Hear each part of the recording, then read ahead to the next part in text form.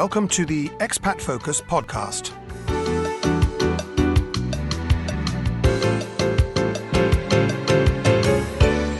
Now, today we're having a little chat with Toni Hargis, who's an excellent author. And in fact, we've spoken to her before, and she's on the phone line now. Hello, Toni. Hello, Peter. It's been a little while, hasn't it, since we spoke? It has. It's been 4 years, actually. Well, I had hair, I think, the last time we spoke, so yeah. No, and it was a pleasure to talk to you then. Now, just to recap, because I don't suppose there'll be too many listeners now who will remember that interview, as we changed channels and various things in the meantime, but you actually live in the States. What persuaded you to go and live in the States as an expat? Well, I married an American 20 years ago and just hopped on a plane and went without really thinking further down the line than that. So I've been in the States for 20 years as of May. I started writing almost as soon as I got there because, as many expats will know, as soon as you sort of put your bag down, people start saying to you, oh, my neighbour's going to England, can you give her some advice? So I started writing lists, and within a couple of years I had about 50 pages, at which point a friend of mine said, you should try and write a book. And you think, oh, yeah, whatever. But I decided I would, give it a try. And I think it was 2004, I got a contract with St. Martin's Press Publishing. And in 2006, my book, Rules Britannia, came out, which is an insider's guide to life in the United Kingdom for people who are moving here rather than holiday makers, although apparently it's helpful for both. But it was just to give people an idea of what the houses are like, what the schools are like, generally what to expect when you move to the UK. Now, they say, don't they, that there's a good book in everybody. You've obviously proved that because it was a good book. I remember you sent me a copy to have a look at. Yeah, I think there is definitely a good book in everybody, and it's really, as a writer, it's just a question of sitting down and doing it.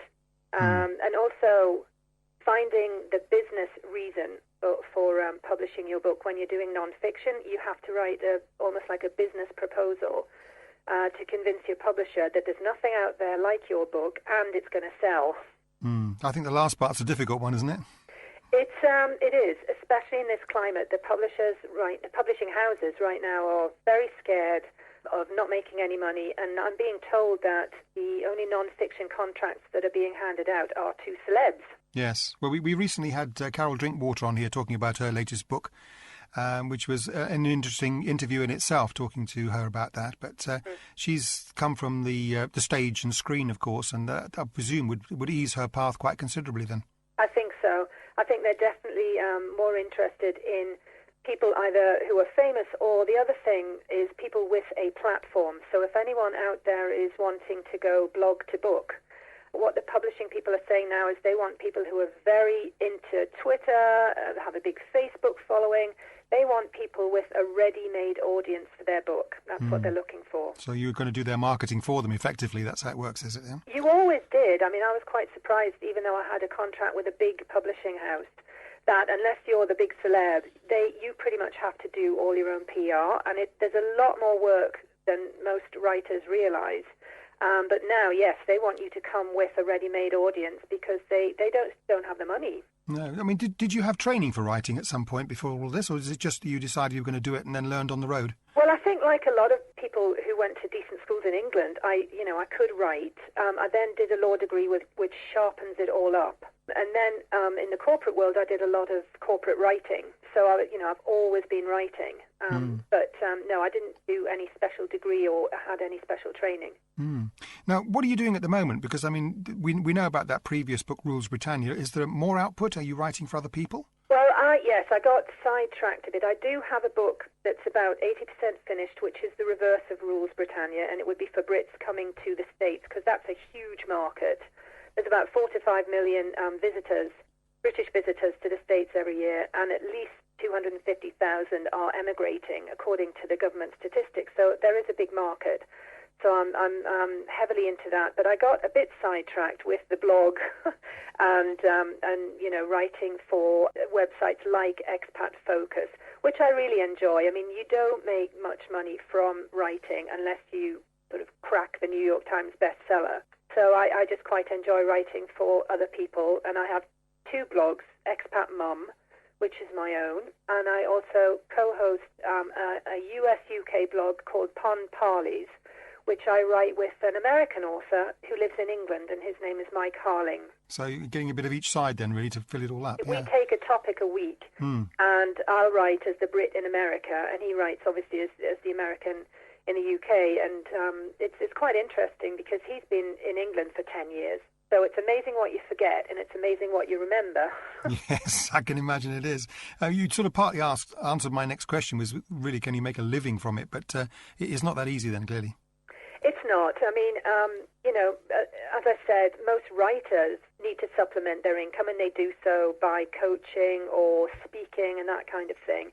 Bloggers tend to, if they make their living through it, it tends to be through reviews, reviewing products, and advertising on their blogs. But there are some people who do very well, and one woman that I know is a lady called Jo Parfit, and she has been an expat, but like a trailing spouse or a global nomad for the last 20 years. And she's written over 20 books herself. I think the most famous one is probably called A Career in Your Suitcase. But she does a lot of public speaking around the world at different global traveling conferences. And she also runs an excellent website with a writer's mentoring program in there.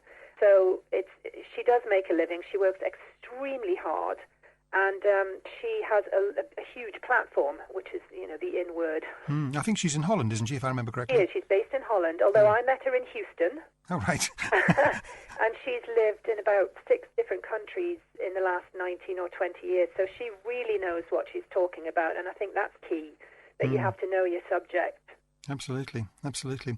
Well, look, Toni, we've only got time for a short interview today. I'm so sorry. It'd be nice to chat longer because it is a fascinating subject, moving from one country to another. And clearly you've got that sorted now, so that would be good. You mentioned earlier there was a blog and that there's a website. Would you like to give us links to those two? My own blog is Expat Mum, which is expatmum.blogspot.com. And the other one is Pond Parleys, Parleys, and that's at blogspot.com also. Lovely. Well, we look forward to speaking to you again for Expat Focus. Great. And we'll, I'm sure, have more exciting things to continue this story because it's an ongoing story. The longer you live abroad, I'm sure the more things you find, the more stories you hear. Absolutely. Yeah, and that sounds very exciting. You're listening to the Expat Focus podcast, and we're moving on now to look at tax for expats. And we have the Expat Focus UK taxation partner, that's Oliver Heslop, with us. Hello, Oliver.